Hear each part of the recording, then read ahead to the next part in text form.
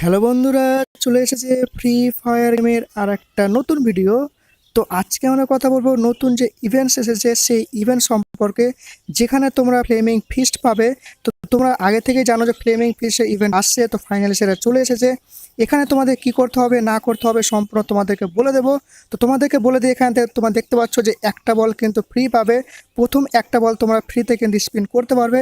তারপর কিন্তু 5টা করে বল তোমাদেরকে 45টা করে ডায়মন্ড লাগবে। তো তোমাদেরকে বলে দিই, এখানে ইভেন্টটা হলো যে 1 নম্বর যদি বলটা এসে পরে তুমি উপরে দেখতে পাচ্ছ 1 2 3 4 5 6 7। তো ওখান থেকে যে কোনো একটা ঘর থেকে তোমাকে বলটা ফেলতে হবে এবং সেখান থেকে বলটা কিন্তু নিচের দিকে নেমে আসবে এবং নিচের দিকে নেমে এসে যে কোনো একটা ঘরে থাকবে, ঠিক আছে। এবং সেখানে একটা তুমি রিওয়ার্ড পাবে। তো নিচে দেখতে পাচ্ছ ABCDEFG লেখা আছে। তো এর ঘরে পড়লে তুমি কিন্তু একটা ইমোট পাবে, বি এর ঘরে পড়লে একটা গান বক্স, একটা AN9 পরে ডবল ড্যামেজের গান বক্স, এমনকি সির ঘরে পড়লে তুমি কিন্তু পাচ্ছ যে পেট ফুড। তারপর ডি এর ঘরে যদি পড়ে তাহলে তুমি ফ্লেমিং ফিশটা পাবে। যেই ফ্লেমিং ফিশটা কিন্তু একদম জল জল করে একদম আগুনের মতো গোলা বেরোয়, তো সেইটা কিন্তু ডি এর ঘরে পড়লে তুমি পাবে। এমনকি ই এর ঘরে পড়লেও কিন্তু একটা গান বক্স পাবে।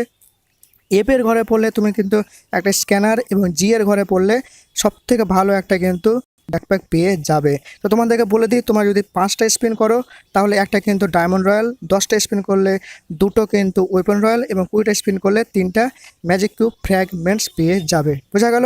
তো তোমাদেরকে একটা স্পিন করে দেখিয়ে দিচ্ছি। আমি 4 নম্বর ঘর থেকে একটা বল ফেলছি। তো 4 নম্বর ঘর থেকে ফেলবো একটা। তো you have not purchase any balls. তো 5 বলস করতে হবে, বাই অর 5 বলস অ্যান্ড ট্রাই এগেন। তো এখানে বলা আছে কি যে এখানে তোমার বাই 1 বল ফ্রি। তো আমি ফ্রি জায়গায় ক্লিক করলাম।